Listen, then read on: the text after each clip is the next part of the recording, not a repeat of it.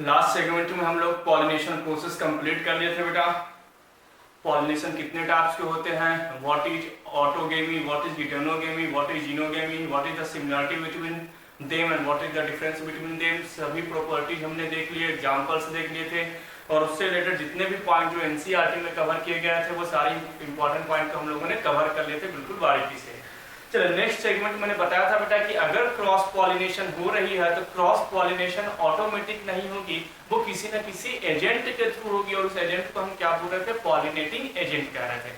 तो उसी pollinating agent का जो कॉन्सेप्ट है बेटा, उस एजेंट वाली कॉन्सेप्ट को इस क्लास में हम लोग क्या करेंगे, कंप्लीट करेंगे।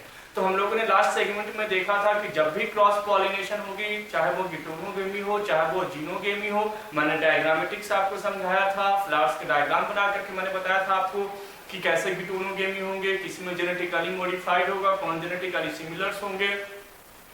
तो ये जो क्रॉस पॉलिनेशन हो रही थी बेटा वो किसी न किसी एजेंट के हेल्प से हो रही थी। एक जगह से दूसरे जगह जो पॉलिनेशन है, जो पोलन ग्रेन्स है, वो क्या हो रहे थे, किसी एजेंट के थ्रू मूव कर रहे थे। मोस्टली यहाँ पर क्या होता है बेटा, बायोटिक जो लिविंग ऑर्गेनिज्म है मोस्टली वो क्या करते हैं बेटा, वही पॉलिनेशन कराने के लिए रिस्पॉन्सिबल होते हैं। जैसे आप लोगों ने देखा होगा कि जो भी कोई फ्लावर्स होते हैं तो उस पर बटरफ्लाईज या तो अदर्स इंसेक्ट आकर के क्या हो जाते हैं, बैठते हैं और उस फ्लावर्स में जो भी पोलन ग्रेन्स होते हैं बेटा, एक तो उनको न्यूट्रिशंस मिल जाती है, एक्चुअली वहां पर नेक्टर प्रेजेंट होता है, नेक्टर मींस न्यूट्रिशंस, वहां पर न्यूट्रिशंस प्रोवाइड उनको होती है, उनको न्यूट्रिशन मिल जाती है। और जैसे ही वो एक फ्लावर से दूसरे फ्लावर्स पे बैठते हैं तो ये जो पोलन ग्रेन्स होते हैं बेटा फ्लावर्स पे, वो उनके पैरों पे क्या हो जाते हैं, ढेर कर जाते हैं, यानी चिपक जाते हैं। और चिपकने के कारण जैसे ही दूसरे फीमेल्स फ्लावर्स पे जाकर वो बैठते हैं तो वहां पर वो क्या हो जाते हैं, पॉलिनेट कर जाते हैं। तो ये सारी चीजें क्या है बेटा, मतलब आप लोगों ने पहले भी 10th क्लास में इन चीजों को पढ़ा होगा, लेकिन तब भी एक बार इन चीजों को हम लोग क्या देखते हैं, एक बार अच्छे से बारीकी से देखते हैं, स्टडी करते हैं। चलिए तो देखते हैं बेटा पॉलिनेटिंग एजेंट। और पॉलिनेटिंग एजेंट जो बेटा टोटल कितने टाइप्स का होता है, 2 टाइप्स का, एबायोटिक एंड बायोटिक। अब नाम से ही क्लियर है, बायो मींस लाइफ, यानी कि यहाँ पर लिविंग ऑर्गेनिज्म रिस्पॉन्सिबल होगा पोलन ग्रेन्स को ट्रांसफर करने के लिए। आइदर वो इंसेक्ट भी हो सकता है, आइदर वो बर्ड भी हो सकता है, जो आगे हम लोग आने वाले समय में उसको डिस्कस करेंगे। And second one is abiotic. Abiotic नाम से क्लियर है कि यहाँ पर लिविंग ऑर्गेनिज्म नहीं होगा, यहाँ पर नॉन लिविंग थिंग्स क्या होंगे, रिस्पॉन्सिबल होंगे पोलन ग्रेन्स को एक जगह से दूसरे जगह ट्रांसफर करने के लिए। तो अब हम लोग सबसे पहले आते हैं बेटा एबायोटिक। तो कुछ प्रॉपर्टी है एबायोटिक में बेटा।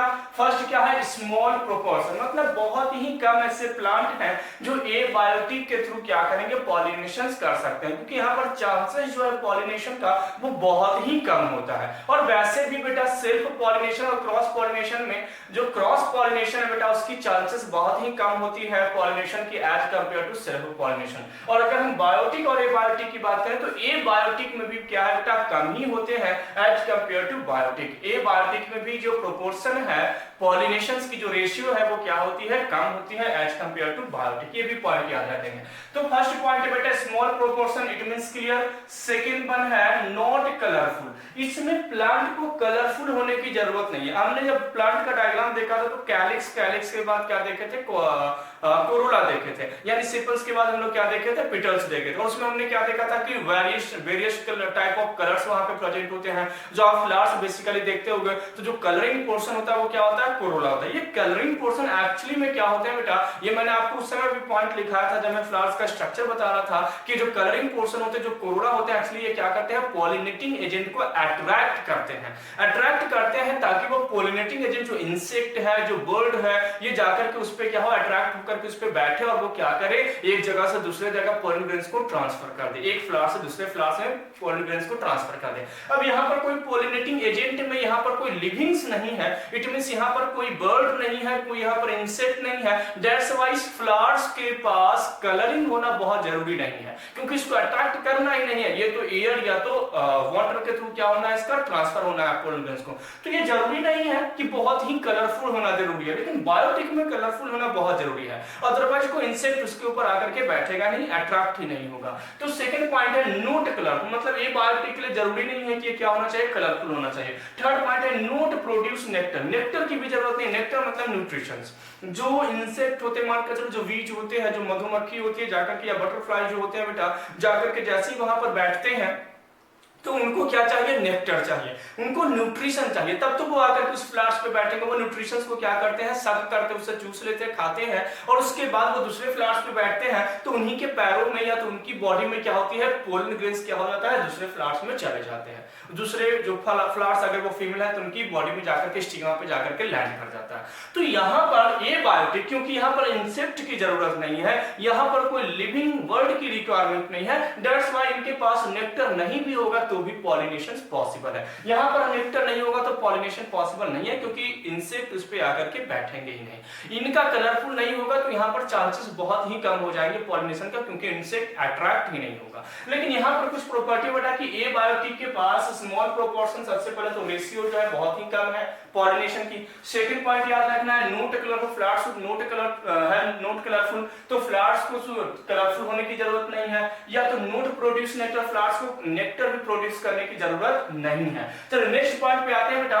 तो abiotics are mostly proceed by two process, wind and water. ये जो एबायोटिक पॉलिनेशन जो हो रही है बेटा, एक्चुअली दो प्रोसेस के थ्रू ये प्रोसीड होती है। या तो ये प्रोसेस बाय विंड यानी एयर के थ्रू हो सकता है, या तो बाय वाटर यानी कि वाटर के थ्रू हो सकता है। या तो एयर के थ्रू पोलन ग्रेन्स क्या हो जाए, हवा बहुत तेज चले और पोलन ग्रेन्स क्या हो गया बेटा, वहां से शेड कर जाए, झरना शुरू हो जाए एंथर से, और हवा के थ्रू क्या चले जाए, बगल वाले प्लांट में या तो उससे दूर वाले प्लांट में जाकर के क्या हो जाए, एयर घट जाए। तो एक तो ये हो सकता है। सेकंड क्या हो सकता है, जो एक्वेटिक प्लांट होते हैं वो वाटर के थ्रू, मोस्टली एल्गी, जो ब्रायोफाइटा, एल्गी, जो थेरोफाइटा होते हैं बेटा, ये मोस्टली क्या होते हैं बेटा, तो ये मोस्टली वाटर प्लांट है, तो वहां पर पोलन ग्रेन्स वाटर में रिलीज होगा और वाटर उसको पैसिवली क्या करेगा, दूसरे प्लांट तक ट्रांसफर कर देगा। आया बात समझ में? तो यहाँ पर मोस्टली विंड और वाटर जो है दोनों ही मेनली रूप से एबायोटिक जो पॉलिनेशन है बेटा उसको क्या करता है, प्रोसीड करता है। If water will be responsible for abiotic pollination or transfer of pollen grains, this one is known as anemophily. अगर if wind is responsible for, if wind is responsible for transfer of pollen grains is known as anemophily. अगर wind responsible है बेटा pollen grains को transfer करने के लिए तो उस प्रोसेस को हम क्या बोलते हैं, एनेमोफिली। और if water is responsible then it is known as hydrophily. Point clear है? तो व्हाट इज हाइड्रोफिली? तो हाइड्रोफिली का मतलब है कि pollinations occurs by the help of water is known as hydrophily pollination. And what is anemophily? तो anemophily का मतलब हुआ पॉलिनेशन अकर्स बाय विंड और एयर इन पॉलिनेशन। कहने का मतलब पॉलिनेशन अगर विंड और एयर्स के थ्रू अगर प्रोसीड हो रही है बेटा तो वो एनीमोफिली कहलाती है, अगर वाटर के थ्रू हो रही है तो वो हाइड्रोफिली कहलाती है। अब इन सब की इंपॉर्टेंट पॉइंट देख लेते हैं। एनसीईआरटी का एक एक पॉइंट इंपॉर्टेंट है बेटा, आप एक बार एनसीईआरटी बुक जरूर रीड करें हमारे पढ़ाने के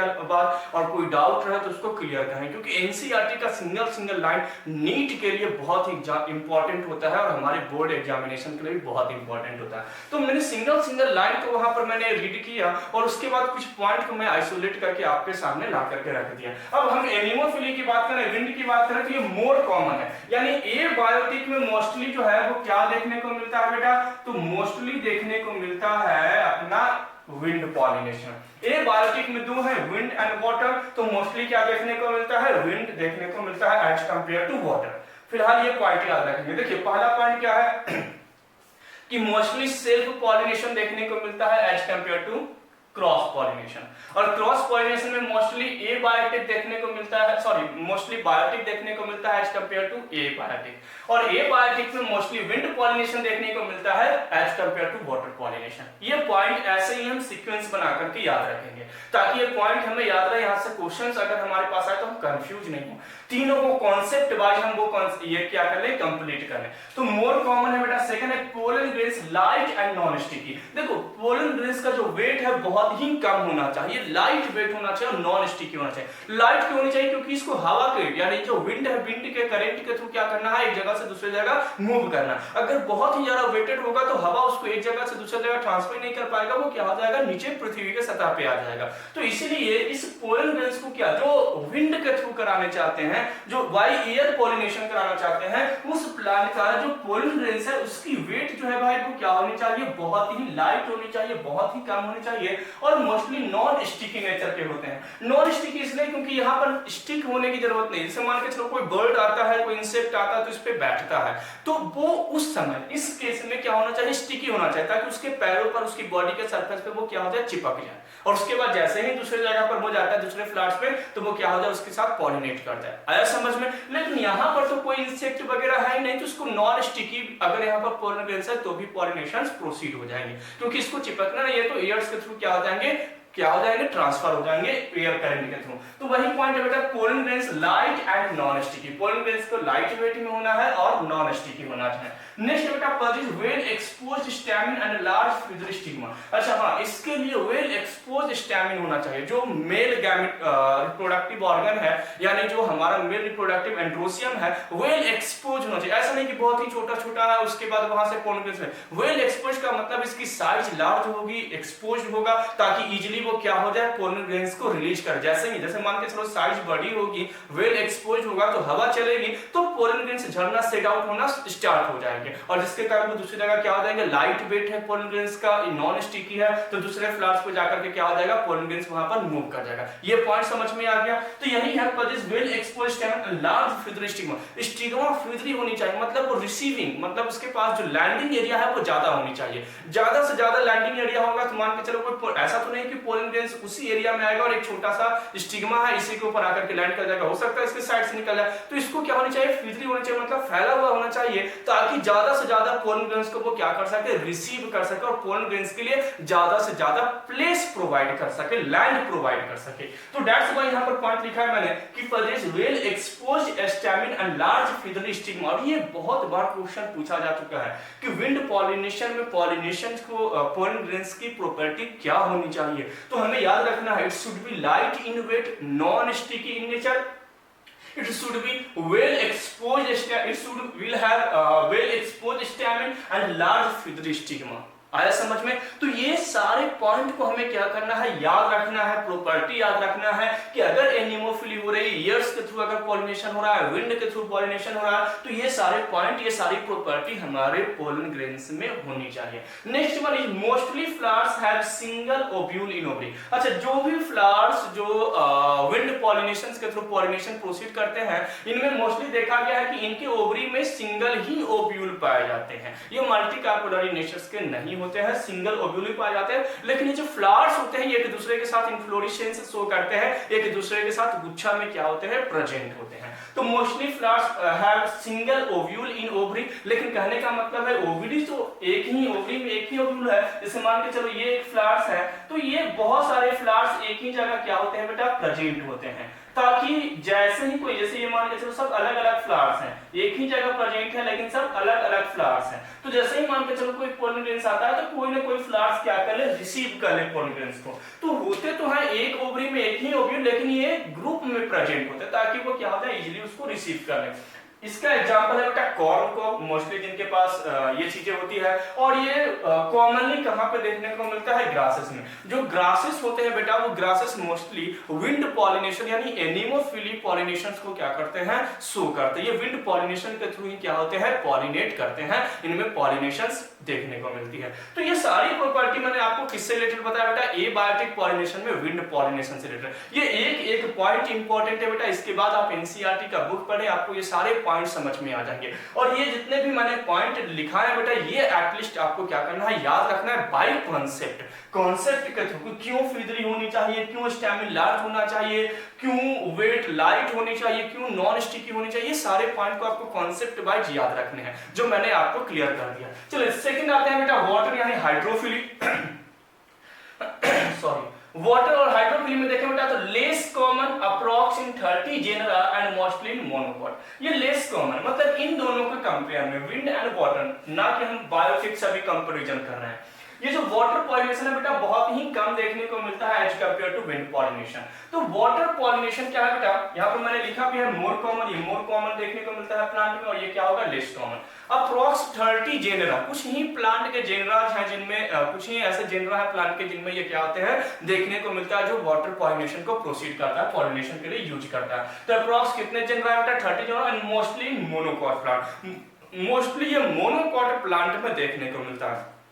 तो पॉइंट बिल्कुल याद रखना है, एक एक पॉइंट एनसीईआरटी का इंपॉर्टेंट है हमारे लिए। नेक्स्ट है बेटा, ये पॉइंट क्लियर हो गया बेटा, बहुत ही कम देखने को मिलता है, अप्रॉक्स 30 जनरल एनसीईआरटी ने कवर किया है। इसके अलावा क्या है बेटा, मोनोकॉट में मोस्टली देखने को मिलता है। नेक्स्ट बनी, अच्छा यहाँ पर होगा किसके थ्रू, तो बाई वाटर, नाम से ही क्लियर है कि वाटर क्या करेगा भाई, तो वाटर में जैसे मान के चलो मेल और फीमेल दोनों प्रेजेंट है, तो मेल अपना पोलन ग्रेन्स रिलीज करेगा और water passively high concentration to low concentration water के सरफेस से ये पैसिवली क्या करेगा, मूव करेगा, और जैसे ही कोई फीमेल मिली वहीं पर ये क्या कर जाएगा, स्टिग्मा पर लैंड करके पॉलिनेशन अकर्स हो जाएगा, वहां पर देखने को मिल जाएगा। तो सेकंड पॉइंट है बेटा, pollen grains protected from mucilaginous covering. बहुत ही इंपॉर्टेंट पॉइंट है कि अगर हम बात करें बेटा वाटर पॉलिनेशन में, तो पोलन ग्रेन्स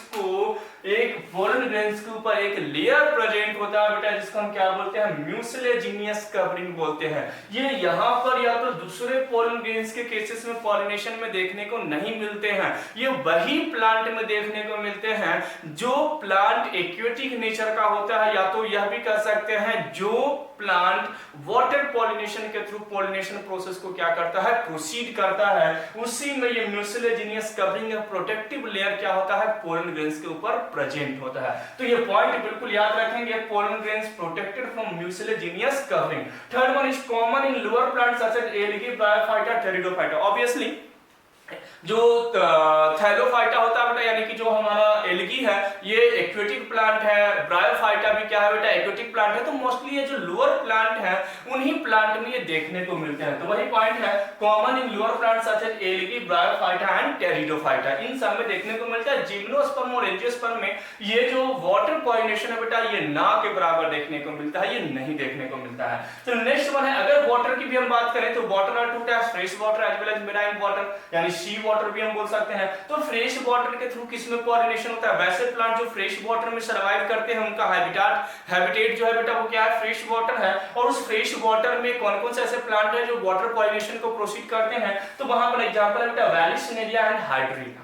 ये दो ऐसे प्लांट है बेटा जो फ्रेश वाटर में सर्वाइव करते हैं, और फ्रेश वाटर में सर्वाइव करते हैं और कौन सी प्रोसेस को, पॉलिनेशन को फॉलो करते हैं, हाइड्रोफिली, यानी कि वाटर पॉलिनेशन को प्रोसीड करते हैं। सेकंड है मेराइन वाटर में सी ग्रास, बेसिकली जिसको हम जोस्टेरा बोलते हैं। तो जोस्टेरा मेराइन वाटर के केस में क्या करता है बेटा, वाटर पॉलिनेशन को प्रोसीड करता है। और सेकंड जो मैंने आपको बताया हाइड्रिला एंड वैलिसिनेरिया, ये क्या है बेटा, फ्रेश वाटर में पॉलिनेशन प्रोसेस को क्या करता है, वाटर पॉलिनेशन को प्रोसीड करता है। तो ये दोनों एग्जांपल्स याद रखने हैं। Not all aquatic plant use water for pollination such as water hyacinth and water lily। जरूरी नहीं है कि अगर प्लांट एक्वेटिक इन नेचर का है तो वो वाटर पॉलिनेशन को ही प्रोसीड करे, नहीं, ये जरूरी नहीं है। जैसे इसका बेस्ट एग्जांपल दिया गया वाटर हाइसिंथ, जो जलकुंभी प्लांट होते हैं बेटा, ये वाटर, इनका नेचर एक्वेटिक है, लेकिन इनमें पॉलिनेशन एक्वेटिक नहीं होता है। पॉलिनेशन वाटर के हेल्प से नहीं होती है, इसमें पॉलिनेशन बायोटिक होती है, यानी कि इंसेक्ट के थ्रू होती है। पॉइंट समझ में आ गया? तो ये भी पॉइंट याद रखना है। कुछ ऐसे भी प्लांट है जिनका नेचर तो एक्वेटिक है, लेकिन ये जो पॉलिनेशन है वो वाटर के थ्रू नहीं होते हैं, जिसका बेस्ट एग्जांपल दिया गया है वाटर हाइसिंथ और वाटर लिली, एनसीईआरटी में दिया गया। तो ये भी याद रखना। अब नेक्स्ट देखते हैं कि फ्रेश वाटर में वैलिसिनेरिया में कैसे पॉलिनेशन होती है। तो vallisneria male flowers release pollen grains on the surface of water and female flowers reach the surface of water. अब देखना, वैलिसिनेरिया प्लांट है, क्या करता है बेटा, तो वैलिसिनेरिया प्लांट जैसे मान के चलो ये वाटर है, ये वाटर है, यहाँ पर प्लांट है बेटा, ये क्या है भाई, फीमेल है, और ये क्या है बेटा, मेल है। मेल अपने पोलन ग्रेन्स को रिलीज करता है, ये मेल जो है बेटा अपने पोलन ग्रेन्स को रिलीज किया, ये पोलन ग्रेन सरफेस पे आता है, और सरफेस पे आने के बाद इसके कांटेक्ट में आता है और पॉलिनेशन हो जाती है। तो यही पॉइंट मैंने यहाँ पे बताया है, और एनसीईआरटी ने भी समझाने की कोशिश किया है कि मेल फ्लावर्स रिलीज किया pollen on the surface of water, surface of water पे इसको रिलीज किया, यानी वाटर के सबसे ऊपरी सतह पे पोलन ग्रेन्स आ गया। अब क्या होता है, फीमेल फ्लावर्स ऑलरेडी वहां पर क्या है, पहुंचा हुआ है सरफेस पे, तो अब पोलन ग्रेन्स क्या करेगा बेटा, हाई टू लो कंसंट्रेशन, यानी passively, passive diffusion, passively high to low की ओर मूव करेगा। जिधर इनकी कंसंट्रेशन कम है उधर वो क्या करेगा, मूव करेगा, और मूव करेगा, और जैसे ही उसको मिलेगा कि यहाँ पर रिसेप्टिविटी की प्रॉपर्टी मिलेगी, जैसे स्टिग्मा के पास आएगा तो स्टिग्मा उसको रिसीव कर लेगा, और वहां पर क्या हो जाएगा, पॉलिनेशन हो जाएगा। तो पैसिवली मूव करके ये क्या होता है, वैलिसिनेरिया में देखने को मिलता है। सेकंड एग्जांपल सी ग्रास यानी जोस्टेरा में दिया है बेटा, जो मेराइन वाटर में है। तो जोस्टेरा में male and female plant both submerged in water. इसमें क्या है बेटा कि फीमेल जो है है वो सरफेस पे प्रेजेंट है, फीमेल जो है वाटर के सरफेस पे प्रेजेंट है। लेकिन इस जोस्टेरा के केस में दोनों जो होते हैं बेटा वो वाटर के अंदर होते हैं, मेल भी अंदर है और फीमेल भी अंदर है। पॉइंट समझ में आ गया? तो यहाँ पर यही पॉइंट है, both submerged in water and pollen release inside the water. Pollen grains वहां पर क्या होगा, रिलीज होगा इनसाइड द वाटर ही। यहाँ पर पोलन ग्रेन्स जो है वैलिसन एरिया में, याद रखेंगे वैलिसन एरिया में pollen grains on the surface of water release होगा, जबकि जोस्टेरा जो मेराइन प्लांट है उनमें जो पोलन ग्रेन्स है वो क्या होते हैं, इनसाइड द वाटर रिलीज होते हैं। यहाँ पर फीमेल जो है वो on the surface of water present है, यहाँ पर मेल और फीमेल दोनों वाटर में सबमर्ज्ड है। इंपॉर्टेंट पॉइंट बिल्कुल देखो, एनसीईआरटी के एक एक लाइन को बिल्कुल बारीकियों से हमें पढ़ना है और उसको समझना है, वहां से ही क्वेश्चंस पूछे जाते हैं बेटा नीट में। एनसीईआरटी से बाहर नीट में क्वेश्चंस नहीं देखने को मिलता है। दैट्स व्हाई हमें एक एक पॉइंट को बिल्कुल कॉन्सेप्ट वाइज, केवल हम रटेंगे तो क्वेश्चन सॉल्व नहीं होगा। हमें समझना है कि जो वैलिसन एरिया है उसमें जो फीमेल पार्ट है वो क्या है, on the surface of water present है। तो दैट्स व्हाई जो मेल पार्ट है जो सबमर्ज्ड है प्लांट वाटर के अंदर, वो अपने पोलन ग्रेन्स को सरफेस पर रिलीज किया और सरफेस पैसिवली जो है high concentration to low concentration pollen क्या हो गया, मूव करके यहाँ पर स्टिग्मा पे जाकर के पॉलिनेट कर गया। पॉइंट समझ में आ गया? लेकिन जैसे ही हम जोस्टेरा की बात करते हैं तो दोनों वाटर के अंदर है और दोनों अंदर वाटर के है, तो पोलन ग्रेन्स अंदर ही क्या होगा, रिलीज होगा और पैसिवली वो क्या करेगा, अंदर ही जाकर के स्टिग्मा पे रिसीव कर लिया जाएगा। पॉइंट समझ में आ गया? लेकिन कुछ प्रॉपर्टी है पोलन ग्रेन्स को जो जोस्टेरा वाले प्लांट में होती है, जो सबमर्ज्ड प्लांट होते हैं उनकी पोलन ग्रेन्स की कुछ प्रॉपर्टी है जो हमें याद रखना है। It should B long in length, इनकी जो लेंथ होगी बेटा वो क्या होगी, लॉन्ग होगी। बेसिकली हमने 25 टू 50 माइक्रोमीटर इन डायमीटर हमने पोलन ग्रेन्स का साइज देखा था, यही हम लोगों ने साइज देखा था मोस्टली। लेकिन यहाँ पर जो जोस्टेरा प्लांट होगा, जो वाटर के अंदर सबमर्ज्ड प्लांट होंगे, उनकी जो पोलन ग्रेन्स होगी वो लॉन्ग होगी और रिबन लाइक स्ट्रक्चर होगा, रिबन शेप में प्रेजेंट होंगे बेटा, रिबन शेप में प्रेजेंट होंगे। जबकि हमने पोलन ग्रेन्स की साइज क्या देखा था कि it is spherical in shape. मैंने आपको बताया था जब मैं पोलन ग्रेन्स की स्टडी करवा रहा था तो मैंने बताया था कि पोलन ग्रेन्स क्या होता है, स्फेरिकल शेप में होता है। लेकिन देखिए यहाँ पर एक यूनिक प्रॉपर्टी आ गई, ये रिबन लाइक स्ट्रक्चर प्रेजेंट होता है, लॉन्ग होता है। किसमें देखने को मिलेगा, सी ग्रास यानी जोस्टेरा में देखने को मिलेगा। तो जोस्टेरा का पोलन ग्रेन्स क्या होते हैं बेटा, लॉन्ग होते हैं, क्या होते हैं, रिबन। और ये यूनिक प्रॉपर्टी, और अगर यूनिक प्रॉपर्टी तो यहां से क्वेश्चंस आने की प्रोबेबिलिटी जो होती है तो वो क्या होती है, ज्यादा होती है as compare to another segment. और carried passively in water, water में पैसिवली ये क्या करेगा, मूव करेगा। तो ये तो कुछ प्रॉपर्टी जो हो गया बेटा वो किससे रिलेटेड हो गया, सी ग्रास और वैलिसन एरिया। वैलिसन एरिया का तो सिंपल प्रॉपर्टी था,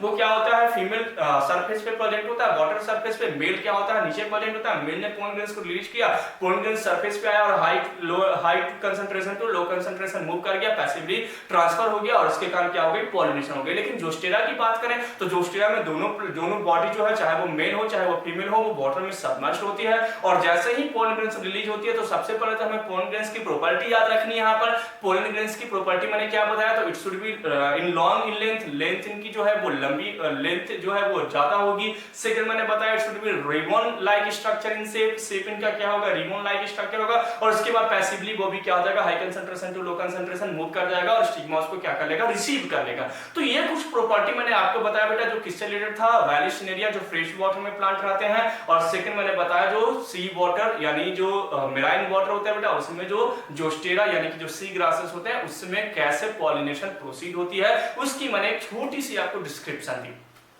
चलिए अब नेक्स्ट सेगमेंट हमारा है बेटा बायोटिक, बायोटिक पॉलिनेशन। यानी अब इसमें जो है वो क्या होगा भाई, इसमें कोई ना कोई लिविंग ऑर्गेनिज्म पार्टिसिपेट करेगा पॉलिनेशन के लिए। यहाँ पर कोई भी लिविंग ऑर्गेनिज्म में था, एयर भी क्या है, नॉन लिविंग, और सेकंड वाटर भी क्या है, नॉन लिविंग। इन दोनों को हमने अच्छे से पढ़ लिया। ए बायोटिक आपको इससे ज्यादा नहीं पढ़ना है, इतना पॉइंट आपको याद रखना है जो पॉइंट मैंने आपको बताया। इसके अलावा एक बार आपको एनसीईआरटी बुक रीड करनी है। इसके अलावा अब हम लोग सेकंड पे मूव करते हैं बेटा। सेकंड सेगमेंट हमारा क्या है, बायोटिक पॉलिनेशन। और बायोटिक पॉलिनेशन को अब हम लोग डीप में पढ़ना स्टार्ट करते हैं।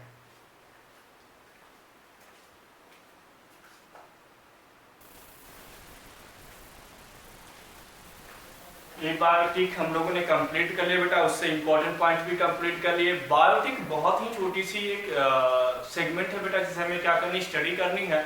तो बायोटिक की अगर बात करें बेटा तो मैंने पहले ही आपको क्लियर कर लिया था कि bio means life, it means यहाँ पर जो पॉलिनेटिंग एजेंट होंगे वो लिविंग फॉर्म में होंगे।